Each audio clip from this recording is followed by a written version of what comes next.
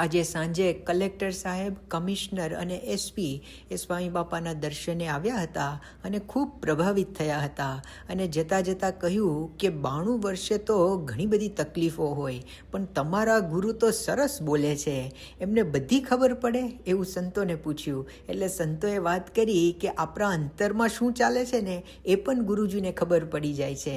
પછી સ્વામી બાપા સભામાં જવા માટે કાચની ગાડીમાં બેઠા અને બહાર આવ્યા ત્યારે સાહેબોએ આ દ્રશ્ય જોયું અને પછી કહ્યું કે કેટલાકની આંખોમાં આંસુ નીકળે છે, કેટલાક ભાવાદ્ર થઈ જાય છે અને ગુરુજી સામે જ જુએ છે અને ગુરુજી થોડીક વાર આમ જુએ પછી આમ જુએ. ખરેખર 92 વર્ષે કોઈ આટલા એક્ટિવ હોય જ નહીં. આમ ખૂબ ગયા હતા. પછી આજે સાંજની સભામાં આજે ભાદરાનો દિન હતો.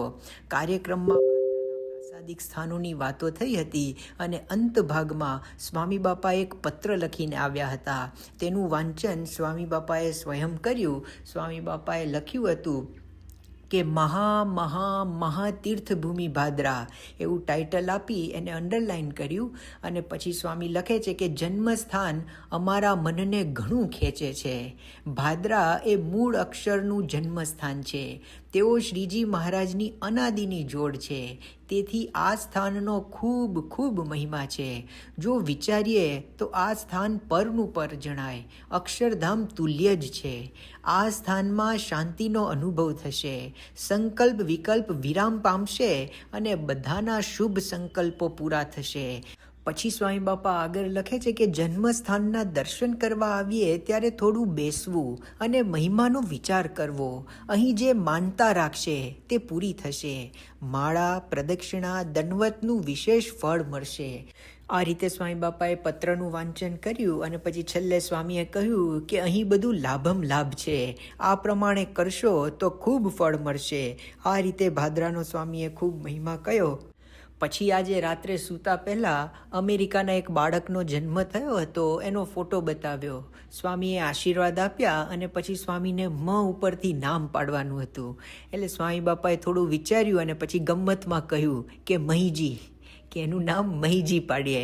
પછી હસતા હસતા કહ્યું કે મિલન નામ પાડવું. આમ કોક વાર સ્વામી બાપા આવી રમૂજ કરતા હોય છે અને સ્મૃતિ આપતા હોય છે. પછી 14 નવેમ્બર 2025 સવારે આશીર્વાદમાં વિદ્યા મંદિરના બાળકોના જે પ્રશ્નો હતા એના જવાબ સ્વામી બાપાએ આપ્યા. તે ઉપદેશના અંશો જોઈએ તો સ્વામીએ વાત કરી કે BAPS વિદ્યા મંદિરને વર્લ્ડ બેસ્ટ બનાવવા માટે પહેલું તો મનમાં હોવું જોઈએ કે મારે આ વિદ્યા મંદિરને આગળ લાવી છે, મારે અંગત ફાળો આપવો છે, એવું દ્રઢ હોય તો આગળ કામ ચાલે, આવું ન હોય તો બધું વાંકું ચૂકું ચાલે. પછી સ્વામી કે બીજું આપણા ધર્મ નિયમમાં દ્રઢતા રાખીને એને અનુસરવું તો લાઈનમાં રહેશો. અત્યારે નાના છો પણ જેમ જેમ આગળ વધશો તેમ તેમ ખીલશો અને આ મર્મને જાણશો.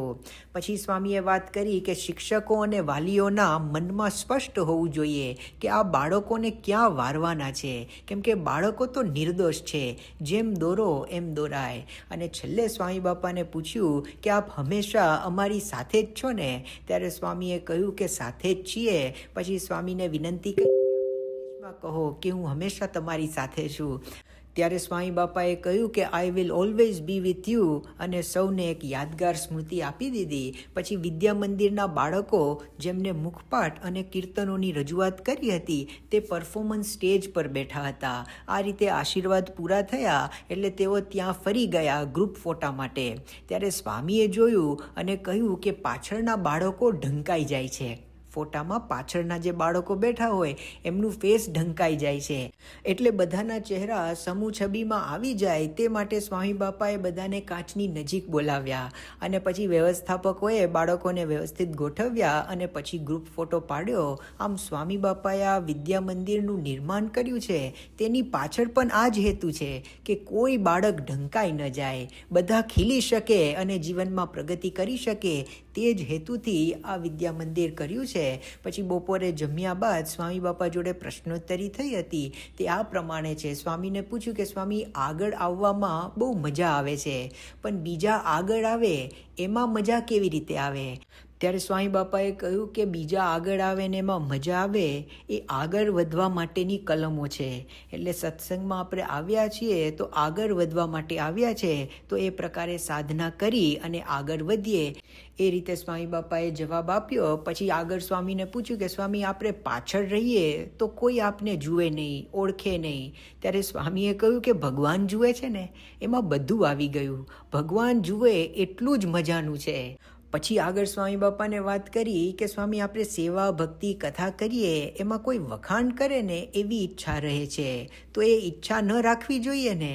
ત્યારે સ્વામીએ ના પાડી અને કહ્યું કે એ તો કચરો છે. એટલે પછી સ્વામીને આગળ વાત કરી કે સ્વામી, કોઈ વખાણ કરતું હોય તો એ વખતે અમારે શું વિચારવું? ત્યારે સ્વામીએ કહ્યું કે ભગવાન જ બધું કરે છે, એમનું જ ધાર્યું બધું થાય છે. એટલે પછી આગળ સ્વામીને વાત કરી, પણ સ્વામી, ઘણીવાર કોઈનું નામ બોલવાનું રહી જાય, એ વખતે ખાલીપા જેવું લાગે છે. ત્યારે સ્વામીએ સ્ટ્રોંગલી કહ્યું કે બધો કચરો કચરો કચરો છે. એટલે પછી આગળ સ્વામીને કહ્યું, પણ સ્વામી, અમને તો એ સોનાનો કચરો લાગે છે, એવી વાત સ્વામીને કરી. ત્યારે સ્વામી ભાવમાં આવી ગયા અને સ્વામીએ કહ્યું, તો પછી એમાં રહો, તો પછી એ કચરામાં રહો, વાંધો નહીં, કચરામાં જ પડી રહો. એ રીતે સ્વામી બાપાએ વાત કરી. પછી આજે બપોરે જાગ્યા બાદ સ્વામી બાપાને વાત કરી કે ઓસ્ટ્રેલિયામાં BAPS નેશનલ મેનેજમેન્ટ ટીમની શિબિર ચાલી રહી છે, એમાં આપના આશીર્વાદ જોઈએ છે, તો આપ આશીર્વચન આપો. ત્યારે સ્વામી બાપાએ આશીર્વાદ આપતા જણાવ્યું કે તમે બધા ભેગા થયા છો તે મિટિંગ સરસ રીતે થઈ જશે અને બધા સંપ ઉપર મારો રાખજો. મતભેદ થાય પણ મનભેદ ન થવું જોઈએ, સરળ થવું, પણ પોતાનું પકડી ન રાખવું. સત્સંગનો વિકાસ કરવાનો છે, પણ સંપ વધારીને વિકાસ કરવાનો છે. પછી સ્વામીએ છેલ્લે કીધું બધાને જય સ્વામિનારાયણ. આ રીતે સ્વામીએ આશીર્વાદ આપ્યા. પછી આજે ચેષ્ટા બાદ સ્વામી બાપાએ બધાની ઉંમર પૂછી. વિવેક સાગર સ્વામી પણ હાજર હતા. એમને 87 વર્ષ થયા છે, 87, પણ લાગે નહીં. એટલે સ્વામીએ કહ્યું કે યંગ લાગે છે, વિવેક સાગર સ્વામી યંગ લાગે છે. આવું 3-4 વાર કહ્યું. એટલે અમે પૂછ્યું કે વિવેક સાગર સ્વામીની કેટલી ઉંમર લાગે છે? ત્યારે સ્વામીએ કહ્યું કે 55ની આસપાસ, 55ની આસપાસ. પછી સ્વામીને વાત કરી કે યોગી બાપાએ વિવેક સાગર સ્વામીને આશીર્વાદ આપ્યા હતા કે તમે 100 વર્ષના થશો. એટલે સ્વામીએ કહ્યું થવાના જ છે. એટલે પછી સ્વામીને અમે પૂછ્યું કે સ્વામી, આપને વિવેક સાગર સ્વામી 100 વર્ષના થાય એ જોવું છે? ત્યારે સ્વામીએ હા પાડી. એટલે પછી અમે કહ્યું કે તો આપને 105 વર્ષ સુધી રહેવું પડશે. ત્યારે સ્વામી મરખમાં હસ્યા અને સંમતિ દર્શાવી અને છેલ્લે આદર્શ જીવન સ્વામીએ પ્રાર્થના કરી કે અમારું જે થાય તે, પણ આપ 100 વર્ષના થજો. એમાં બધું આવી ગયું. ત્યારે સ્વામી બાપાએ હા પાડી. આમ શતાબ્દીનો કોલ ફરી એકવાર સ્વામી બાપાએ આપ્યો. આવા જ વિશિષ્ટ પ્રસંગો સાંભળવા માટે કૃપા કરીને લાઇક કરો, તમારા વિચારો કમેન્ટમાં શેર કરો અને અમારી ચેનલને સબસ્ક્રાઇબ કરવાનું ભૂલશો નહીં.